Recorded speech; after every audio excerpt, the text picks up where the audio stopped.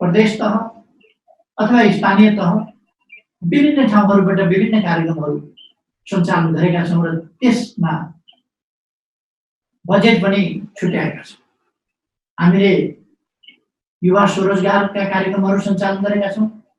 हामीले युवा परिषद मार्फत विविध गतिविधिहरू युवा उत्थानका सञ्चालन गरेका छौँ र रोजगारीका अवसरहरू सिर्जना गर्नेदेखि लिएर स्टार्टअप कार्यक्रमहरू र युवाहरूलाई विभिन्न ढङ्गले सहयोग उपलब्ध गराउने कुरा, सहायता उपलब्ध गराउने कुरा, यस्ता कार्यक्रमहरू सञ्चालन गरिएको छ जसमा हाम्रो बजेटरी क्षमतालाई हेर्ने हो भने करिब 76 अरब जस्तो रुपैयाँ हामीले यसमा छुट्याएका छौँ र यो सानो रकम होइन नेपालको सन्दर्भ। र हामीले यस्ता संस्थाहरू पनि बनाएका छौँ। यी संस्थाहरूले योजनाबद्ध ढङ्गले आफ्ना गन्तव्यहरूतर्फ पुग्नका निम्ति निश्चित लक्ष्यहरू निर्धारण गर्दै अगाडि बढेका छन्। यस सन्दर्भमा युवा तथा खेलकुद मन्त्रालयले विभिन्न कार्यक्रमहरूको नेतृत्व गरिरहेको छ र यसपल्ट हामीले दक्षिण एसियाली खेलकुदमा पनि तुलनात्मक रूपमा राम्रो परिणाम, यद्यपि हामी अझै यसमा सन्तुष्ट हुनुपर्ने आवश्यकता छैन। अझ अगाडि हामी बढ्नुपर्दछ सफलताको सन्दर्भमा, तर खेलकुदमा पनि हामीले सफलता हासिल गरेका छौँ। यस्ता सफलताहरूलाई हामीले अगाडि बढाउनुपर्छ। अहिले भर्खरै पनि मैले धेरै युवाहरू विभिन्न प्रकारका कार्यक्रमहरूमा भिजनको सम्बन्धमा हाम्रा भिजनरी युवाहरू 23 जनाले भिजनको सम्बन्धमा सहभागिता जनाएर आफ्ना उत्कृष्ट प्रस्तुतिहरू, भिजनहरू प्रस्तुत गर्नुभएको छ र ती वास्तवमा अरूका लागि प्रेरणा र हुनसक्छ ती सरकारका लागि पनि सहयोगी हुन सकुन्।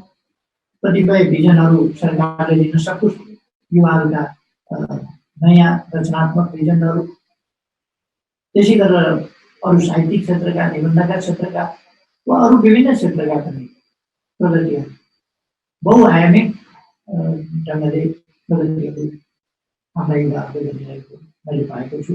म खुसी भएको छु।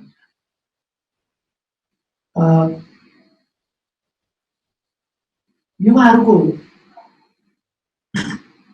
वास्तवमा युवाहरू आज देश विकासका सहयात्री हुन् र आजबाटै युवा कसरी बहुआयामिक ढङ्गले अगाडि बढ्ने, जसको जुन क्षेत्रमा रुचि छ अथवा जुन क्षेत्रमा विकास गर्ने सम्भावना छ त्यस क्षेत्रलाई पहिचान गरेर अगाडि बढ्दा बढी सफलता प्राप्त हुन्छ। त्यो हामीले थाहा पाउन जरुरी छ कि आफू कुन क्षेत्रमा बढी अगाडि बढ्न सकिन्छ सफलताका साथ।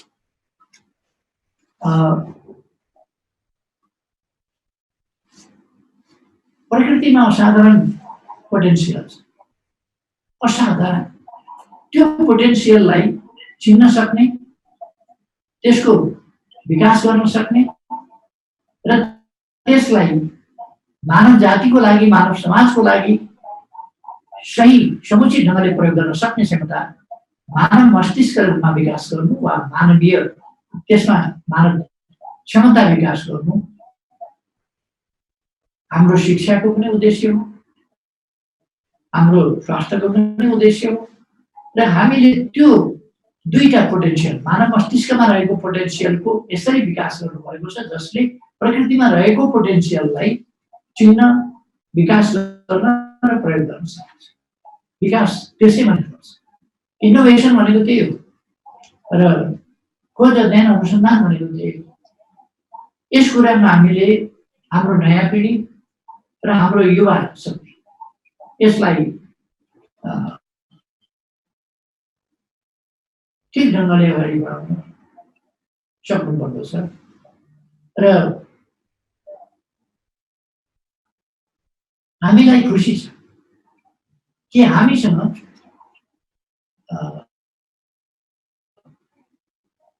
युवा जनशक्ति, हाम्रो देशको क्रियाशील जनशक्ति 60% छ।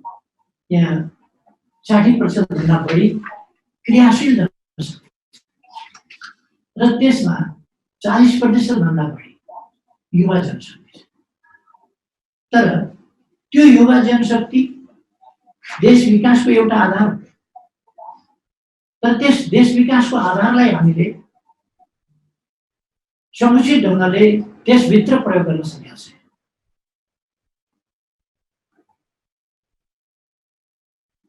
कति जनशक्ति लगभग 12% भन्दा बढी जनशक्ति र युवा जनशक्तिको लगभग 25% देश बाहिर जाने र त्यसमध्ये केही अध्ययनका लागि र केही रोजगारीका लागि।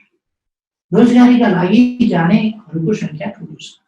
लगभग 26 लाख रोजगारीका लागि विदेश जाने युवाहरूको संख्या छ। 3 करोड नपुग्दैको, 3 करोडभन्दा केही कम जनसङ्ख्या भएको देशमा जहाँ 26 लाख जसो युवाहरू जो देश निर्माण गर्नुपर्ने मुख्य शक्ति हो त्यो बाहिर जानु अवश्य नै खुसीको कुरा हो। त्यसै कारण हामीले यस दिशामा ठोस प्रयासहरू अगाडि बढाएका छौँ र हामी केही वर्षभित्र रोजगारीका लागि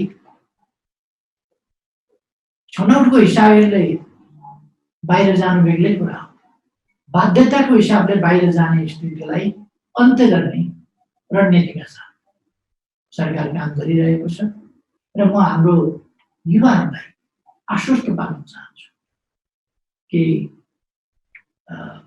तपाईहरू अगाडि बढ्नुहोस्। सरकार तपाईहरूको साथमा छ।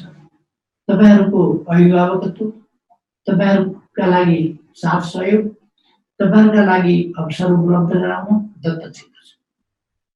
खुसीको कुरा के छ भने हाम्रो सामाजिक जागरणको क्षेत्र वा नीति निर्माणका तहमा समानुपातिक जस्तो सहभागिता, बालबालिकाको बाहेक, बालबालिकाको त नीति निर्माणमा सहभागिता हुने भएन, उत्पादनमा सहभागिता हुने भएन। उनीहरू भविष्यका कर्णधार हुन् जसको हामीले सुरक्षा गर्नु, उनीहरूलाई सक्षम बनाउनु आवश्यक छ। तर युवाहरूको सन्दर्भमा भन्ने हो भने अहिले राजनीतिमा पनि युवाहरू 40% युवाहरू स्थानीय तहमा प्रतिनिधित्व गरिरहेको छ। त्योभन्दा केही सानो सङ्ख्या सङ्घीय तहमा र प्रदेश तहमा र त्योभन्दा अलिकति सानो सङ्ख्या केन्द्रीय तहमा युवाहरूको सहभागिता। यो सहभागिता अझ बढाउँदै जान जरुरी छ। तर यसको सन्तुलनकारी ढङ्गले बढाउन जरुरी छ। हामीले पुरानो पुस्ता, नयाँ पुस्ता मिलेर क्षमता, अनुभव र सामर्थ्य सबै चिजको सम्पूर्ण रूपमा प्रयोग गर्नुपर्छ। एउटाको ज्ञान, एउटाको सिप, एउटाको सामर्थ्य, एउटाको अनुभव, यी सबै कुराहरूलाई पनि हामीले देशका निम्ति प्रयोग गर्नुपर्छ। एक पक्षीय ढङ्गले हामी सोच्न सक्दैन। त्यसै कारण हामीले युवाहरूलाई बढी महत्त्वका साथ, प्राथमिकताका साथ क्षमता वृद्धि गर्दै, सहभागिता वृद्धि गर्दै, सहभागिताको माध्यमबाट पनि क्षमता विकास गर्दै, अनुभवहरू हासिल गर्दै अगाडि बढ्न जरुरी छ। म लामो भन्नेभन्दा पनि हाम्रा प्रयासहरू को संक्षिप्त कता हाम्रा प्रयासहरू मुख्छन् भन्ने कुरा मैले भने हामी सामाजिक न्यायसहित समृद्ध समाज निर्माण गर्न चाहन्छौँ र हामी अघि नै मैले भने एउटा यस्तो देश जो यति उर्वर छ, यति विविधतायुक्त छ, यति सम्पन्नताले भरिएको छ प्राकृतिक।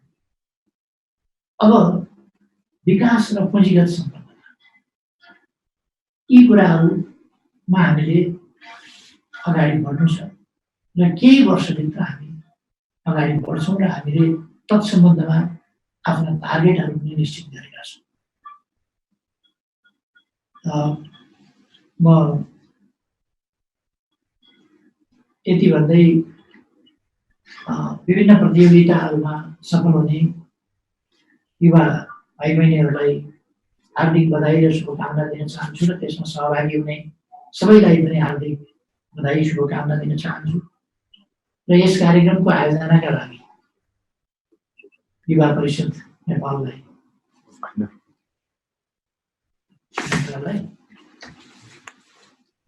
यसलाई युवा परिषद नेपाललाई धन्यवाद भन्न चाहन्छु र युवा तथा खेलकुद मन्त्रालयलाई पनि हार्दिक धन्यवाद दिन चाहन्छु। सबै सहभागीहरूलाई शुभकामना दिन चाहन्छु र आफ्नो भनाइ टुङ्ग्याउँछु। यस कार्यक्रमको पूर्ण सफलताको शुभकामना। धन्यवाद।